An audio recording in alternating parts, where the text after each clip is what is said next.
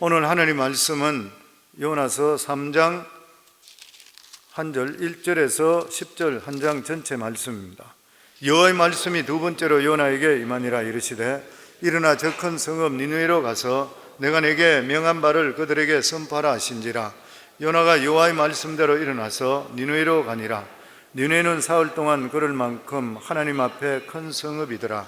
요나가 그 큰 성읍에 들어가서 하루 동안 다니며 외쳐 이르되 40일이 지나면 니느웨가 무너지리라 하였더니 니느웨 사람들이 하나님을 믿고 금식을 선포하고 높고 낮은 자를 막론하고 굵은 베옷을 입은지라. 그 일이 니느웨 왕에게 들림에 왕이 보좌에서 일어나 왕복을 벗고 굵은 베옷을 입고 제 위에 앉으니라.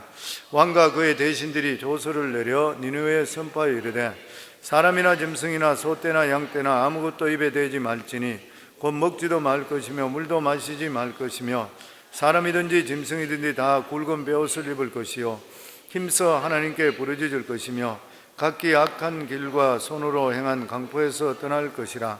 하나님이 뜻을 돌이키시고 그 진노를 거치사 우리가 멸망하지 않게 하시리라. 그렇지 않을 줄을 누가 알겠느냐 한지라. 하나님이 그들의 행한 것 곧 그 악한 길에 돌이켜 떠난 것을 보시고 하나님의 뜻을 돌이켜사 그들에게 내리라고 말씀하신 재앙을 내리지 아니하시니라. 아멘. 옛날 그 당시에 결코 용서받을 수 없는 나라가 있다면 아수르라, 그렇게 사람들이 생각했습니다. 왜냐하면 이 아수르는 제국인데도 불구하고 엄청 수로 큰 나라였었죠. 나중에 다시 올라왔던 바벨론도 제국이었었지만 아수르도 제국이었습니다. 엄청 수른 영토를 가지고 있던 그러한 나라였습니다. 그런데 이 나라는 너무나도 포악했습니다. 그래서 다른 나라를 침략하게 되면 아예 그냥 싹쓸이 사람을 다 죽여버리는 거예요. 그렇지 않으면 포로로 다 끌려가 버리는 것이에요. 고대 시대는 전쟁이 벌어지면 일반적으로 전쟁을 통해서 이기게 될 때에 그들에게 자기들의 위력을 보여주고 조공을 받도록 합니다. 그런데 아수르는 아예 쌍거리 그냥 죽여버리고, 그리고 정말 깡패 같은 짓을 했어요.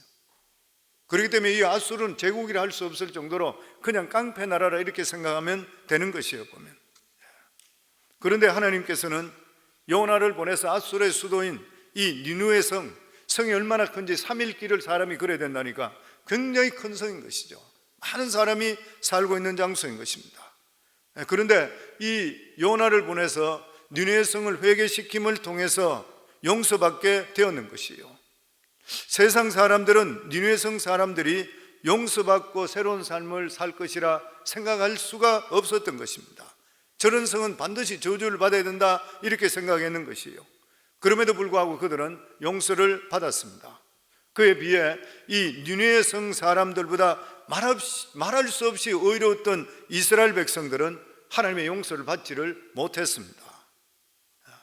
니느웨 성은 멸망하리라 하셨지만 멸망하지 않았습니다. 그러나 이스라엘은 멸망하리라 했는 말씀대로 그들은 멸망했습니다. 왜 다른 것인가요? 왜 이들이 똑같은 말씀이 선포됐는데 왜 달라지는 것인가요? 이유는 단 한 가지인 것이에요. 이스라엘 백성들은 자존심이 강했고 교만했습니다. 그리고 회개하지 않았기 때문에 결과적으로 멸망을 불러온 것이에요. 만일 우리가 하나님의 은혜를 받지 못하고 그리고 위대한 새로운 출발을 하지 못한다면 그 이유는 단 한 가지, 잘못된 자존심입니다.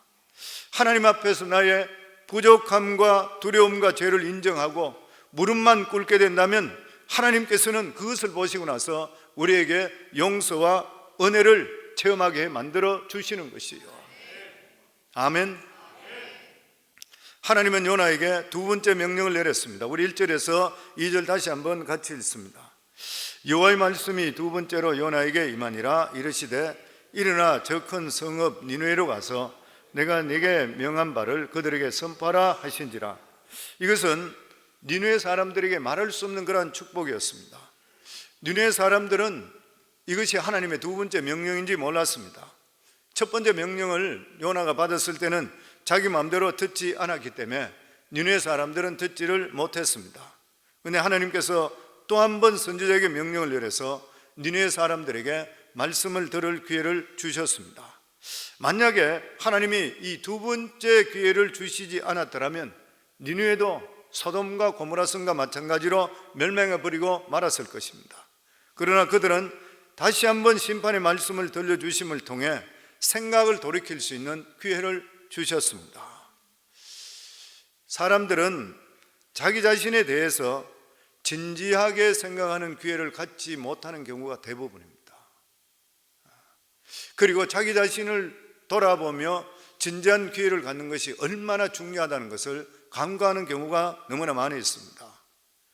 대부분의 사람들은 자기가 어떤 사람인지, 자기 앞에 기다리고 있는지, 무슨 일이 기다리고 있는지 진지하게 생각하지 않으려고 그러고 그냥 하루하루 그냥 당한 일에 급급해 살아가고 있는 것이에요.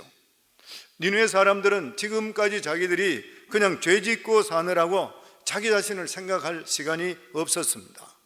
그런데 두 번째로 임한 하나님의 말씀, 이 요나의 입에 말씀이 나왔을 때 비로소 자기 자신들을 정확하게 볼 수 있는 거예요. 정확하게 받는 것이 무엇입니까? 하나님 눈앞에 비춰진 자기들의 모습인 거예요. 자기들의 모습이 어떤 모습인 것입니까? 40일만 지나게 되면 사형이 집행될 사형수와 똑같다는 것이에요. 그들은 두 번째 명령을 받은 이 요나를 만난 것은 정말 다행 중에 큰 다행인 것이에요. 왜냐하면 첫 번째 명령을 받았을 때 요나와 두 번째 명령을 받았을 때 요나는 엄청난 차이가 있기 때문입니다. 첫 번째 명을 받았을 때 요나는 하나님을 이론적으로 알던 사람이었습니다. 그러나 지금은 요나는 하나님을 직접적으로 경험한 사람, 지옥의 입구까지 떨어졌다가 하나님의 용서를 체험하고 다시 돌아온 사람이에요. 이론적으로 용서를 경험한 사람과 실제로 용서를 경험한 사람은 완전히 다를 수밖에 없는 것이에요. 첫 번째 명령을 받은 요나를 만났다면 니느웨 사람들이 이처럼 한마음으로 모두 다가 회개하지 않을지도 모르는 것이에요. 그러나 자기 자신이 직접 말씀에 불순종했다가 무서운 심판을 받고 용서를 체험하고 다시 말씀을 전할 때 그 말씀 속에 불이 들어있는 거예요. 그리고 그 말씀 속에는 확신이 들어있는 것이에요. 하나님은 진짜 심판하시는 분이다. 한 번 심판하시면 절대로 용서하지 않는다. 반드시 심판하신다. 내가 경험했다. 나를 보라. 내가 하나님 명령에 불순종했다가 바다에 떨어졌다가 물고기 창자 속에 들었다. 이제 나온 사람이다. 내가 실제로 봤다. 와서 내 냄새 맡아봐라. 나에게 물 냄새가 나는지 안 나는지. 거기서 내가 회개해 주니까 하나님이 살려주더라. 처음에서 나온 말씀이 니느웨 사람들의 마음을 움직이기 시작했습니다. 하나님 앞에서 중요한 것은 내가 어떤 죄를 지어서 어떤 처지에 있느냐가 중요한 것이 아닌 것이에요. 하나님 앞에 중요한 것은 죄가 있는 그 상태로 하나님 앞에 나아갈 것이냐, 자존심을 세우고 나가지 않을 것이냐는 거예요. 오늘 많은 사람들이 성경을 이론적으로 옳다는 것은 다 알고 있습니다. 그러나 그들이 정말 알고 싶은 게 무엇인 것이에요? 정말 하나님 말씀대로 살게 되면 굶지 않고 하나님 책임져 주느냐? 정말 우리가 하나님 말씀대로 살면 세상의 빛과 소금이 될 수가 있는 것인가? 정말 하나님이 심판하는 분이신가? 그리고 정말 하나님은 용서하시는 분인가? 실제적인 이야기를 듣고 싶어 하는 것이에요. 사람들은 이론을 듣고 싶은 것이 아니라 실제를 듣고 싶어 하는 것이에요. 그런데 요나는 죽었다가 살아남을 통해서 실제를 아는 사람이 되었습니다. 불순종했다가 지옥의 입구까지 갔다 온 그런 사람이요. 그렇기 때문에 그는 자기가 경험했던 하나님을 증거했던 것이에요. 요나는 어떤 식으로 말씀을 선포했습니까? 3절에 4절입니다. 같이 읽습니다. 요나가 여호와의 말씀대로 일어나서 니느웨로 가니라. 니느웨는 사흘 동안 걸을 만큼 하나님 앞에 큰 성읍이더라. 요나가 그 성읍에 들어가서 하루 동안 다니며 외쳐 이르되 40일이 지나면 니느웨가 무너지리라 하였더니, 아마 니느웨 성이 생기고 나서 하나님의 말씀을 전하는 자는 요나가 최초였을 것이라 생각돼요. 요나는 니느웨 사람들에게 외치기 시작했습니다. 아마 이 큰 성에 큰 소리로 이렇게 심판을 외칠 수 있는 사람은 아무도 없었을 것이에요. 근데 요나는 마구 외칩니다. 잘못하면 잡혀 죽을 수 있는데 불구하고 마구 외치되는 것이에요. 왜 그런 것입니까? 죽었다가 살아났기 때문인 것이에요. 죽었다가 살아난 사람은 눈에 보이는 것이 없는 것이에요. 보면 실제로 눈에 보이는 것이 없는 사람은 미친 사람이든지 아니면 말씀에 붙들린 사람이든지 둘 중에 하나인 것이요.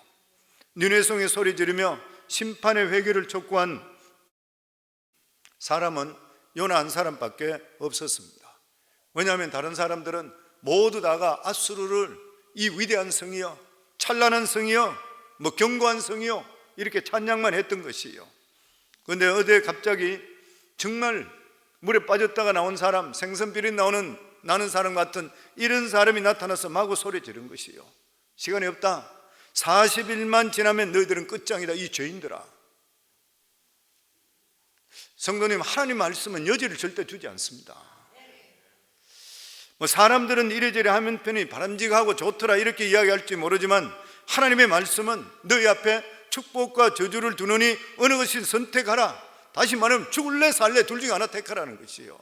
우리 앞에는 축복과 저주 둘 중에 하나밖에 없고 천국과 지옥 둘 중에 하나를 택해야 되는 것이요. 이것이 좋더라가 될 수가 없는 것입니다. 요나의 설교는 확신을 가지고 있었습니다. 하나님은 한 번 하신 말씀은 반드시 이루어 주신다. 40일 후에 망한다고 했으니까 너희들은 반드시 망할 것이라. 그래서 설교자는 설교하기 전에 자신에게 먼저 물어봐야 됩니다. 오늘 전하는 말씀이 확신이 있는가? 정말 확신이 들다면 사람이 뭐라 하든 간에 외칠 수 있어야 되는 거예요. 그런데 확신이 없이 전하는 말씀은 힘이 없는 것입니다. 아무리 미사의를 동원하고 원어를 해석하고 사용하고 멋진 비유를 모두 다 제시한다 한다 하더라도 그것은 연설이고 세미나일 뿐인 것이고 변명으로밖에 들리지를 않는 것이요. 니느웨 사람들은 이렇게 요나의 뜨거운 확신을 가지고 멸망을 선포하는 이러한 설교자를 지금까지 만난 적이 없었던 것이요. 왜냐하면 요나는 하나님을 직접적으로 만났고 환난 가운데 죽었다가 하나님의 능력으로 다시 살아났기 때문인 것입니다. 확신에 찬 이 설교자의 말씀을 들었던 니느웨 사람들의 마음이 움직이기 시작했습니다. 5절 말씀입니다. 니느웨 사람들이 하나님을 믿고 금식을 선포하고 높고 낮은 자를 막론하고 굵은 베옷을 입은지라. 요나의 확신에 찬 설교를 들으면서 정말 40일 후에 멸망한다는 말이 사실일 수 있겠구나 하는 깨달음이 들기 시작하는 거예요. 그러니까 백성들이 두려운 마음이 들기 시작하고 백성들 가운데서 회개 운동이 일어나기 시작했습니다. 그리고 이 소문이 왕의 귀에까지 들어가게 되었는 것이에요. 우리 6절에서 8절입니다. 그 일이 니느웨 왕에게 들리매 왕이 보좌에서 일어나 왕복을 벗고 굵은 베옷을 입고 제위에 앉으니라. 왕과 그의 대신들이 조서를 내려 니느웨에 선포하여 이르되 사람이나 짐승이나 소떼나 양떼나 아무것도 입에 대지 말지니 곧 먹지도 말 것이요 물도 마시지 말 것이며 사람이든지 짐승이든지 다 굵은 베옷을 입을 것이요 힘써 하나님께 부르짖을 것이며 각기 악한 길과 손에서 행한 강포에서 떠날 것이라. 이렇게 왕까지 나서서 전국적으로 이 전체적인 규모의 회개 운동이 일어난다는 것은 진짜 놀라운 그런 일입니다. 부흥의 역사는 언제 일어나냐면 한 사람 한 사람이 개별적으로 하나님께 돌아오는 것이 아니라 전체 단체적으로 집단적으로 위기의식을 느껴서 돌아올 때 그때 부흥의 역사가 임하게 됐습니다. 한국의 부흥이 일어날 때도 그렇고 미국의 부흥이 일어날 때도 그렇고 영국의 웨일즈 부흥이 일어날 때도 그렇고 집단적인 사람들이 회개하면서 하나님께 돌아오는 것이요. 그런데 이 부흥의 촉매가 무엇입니까? 성령 받은 설교자였던 거예요. 하나님의 능력이 임하는 설교자, 강력한 설교였습니다. 요나는 그 자신이 하나님 말씀의 불순종함을 통해 지옥의 입구까지 갔다 온 그러한 사람인 것이요. 그렇기 때문에 그는 40일 후에 이 성이 망할 것을 확실히 알았습니다. 확신에 든 설교가 그들의 마음에 불을 붙였던 것이요. 자기가 잘 믿지 못하는 것을 남에게 믿게 할 수는 없는 것입니다. 요나는 하나님 말씀에 확신을 가지고 있었기 때문에 이 말씀은 그대로 이루어진다는 걸 믿기 때문에 눈으로 봤고 하나님을 체험하기 때문에 그의 설교는 강력한 설교였습니다. 이때부터 니느웨에 부흥이 시작되었던 것입니다. 지금 우리에게 필요한 것이 바로 이것인 것이요. 오늘날 이 세상에 필요한 사람이 누구냐면 사람을 두려워하지 않고 하나님을 두려워하고 하나님 말씀을 전하는 설교자들이 많이 일어날 수가 있어야 되는 것이요. 왜 그렇습니까? 하나님의 말씀은 조금만 소홀히 하면 하나님 말씀은 떠나버립니다. 하나님 말씀이 우리를 취사 성취하는데, 왜냐하면 하나님 말씀은 살아있다 그랬잖아요. 하나님 말씀은 살아있기 때문에 내가 좋아하면 하나님이 오시고 내가 싫어하면 말씀이 떠나버려요. 우리 속에는 우리가 말씀이 한번 떠나버리고 나면 말씀을 다시 우리 속에 들어오게 하는 게 얼마나 힘든지 모르는 것이요. 우리가 말씀을 붙들고 간절히 원하는, 아마 겪어본 사람들은 알 수 있을 것이에요. 더더욱이나 우리가 이 세상 살면서 말씀도 붙들고 욕심도 붙들고 하면 하나님의 역사는 절대 일어날 수 없습니다. 니느웨 사람들의 회개는 세 가지 방식으로 나타났습니다. 첫째가 우리 모두 하나님 앞에 똑같은 죄인이라는 인식이었던 것이죠. 사람은 사람끼리 서로 만나게 보면 자기가 썩은지 잘 몰라요.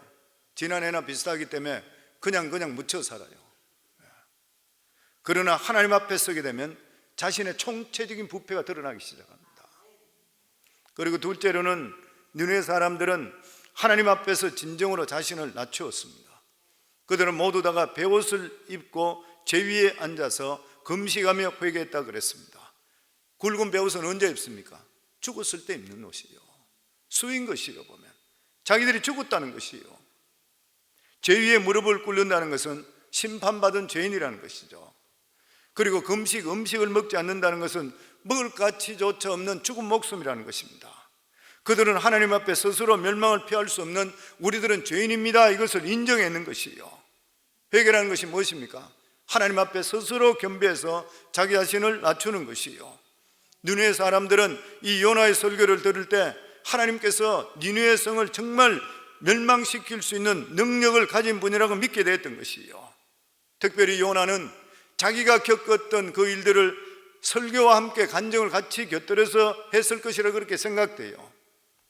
그리고 셋째로 이 니느웨 사람들은 이 요나의 설교를 들으면서 회개하면서 자신의 삶을 바꾸었습니다. 왕은 백성들에게 각기 악한 길과 손으로 행한 강포에서 떠나라 그랬어요. 백성들은 그 명령에 순종했습니다. 그리고 9절에 보면 9절입니다. 같이 읽습니다. 하나님이 뜻을 돌이키시고 그 진노를 거치사 우리가 멸망하지 않게 하시리라. 그렇지 않을 줄을 누가 알겠느냐 한지라. 니느웨 왕이 바란 것이 무엇입니까? 하나님이 혹시 그 뜻을 돌이키시고 다시 기회를 주시지 않을까? 무슨 말인 것이요? 하나님은 너무나 크신 분이기 때문에 베옷을 입고 금식하고 노력한다 해도 하나님께서 하나님의 뜻을 바꾸는 그런 분은 아니라는 거예요. 그래도 하나님께서 우리가 변화된 그런 모습을 보여주시면 혹시나 우리들을 용서해 주시지 않을까? 이것은 이방인의 입에서, 이방인의 왕에서 나온 진짜 놀라운 신앙 고백입니다. 어떤 사람도 자기 노력으로 하나님 뜻을 돌이킬 수 없습니다. 하나님은 모든 일을 스스로 결정하는 분입니다. 어떤 인간도 하나님께 강요할 수가 없는 것이요. 다만 니느웨와 같이 우리가 할 수 있는 최선을 다해서 우리 삶의 변화를 하나님께 보여드리면 혹시 하나님께서 긍휼을 베풀어 주실까? 하나님께서는 이렇게 자기 자신을 낮추시는 자를 결코 그냥 지나치지를 않았습니다. 마지막 10절 말씀입니다. 하나님이 그들이 행한 것 곧 그 악한 길에서 돌이켜 떠난 것을 보시고 하나님의 뜻을 돌이켜사 그들에게 내리리라고 말씀하신 재앙을 내리지 아니하시니라. 아멘. 니느웨 사람들에게 이 40일 동안 40일 만에 너희들은 멸망할 것이라 했는데 이 40일 동안 니느웨 사람들이 했는 게 무엇입니까? 자기들이 회개하고 제 위에 앉아서 악한 일을 금하고 강포를 행하지 않고 자기들의 살아가는 삶의 변화된 모습을 하나님께 보여줄 수 있는 그런 기회였었어요.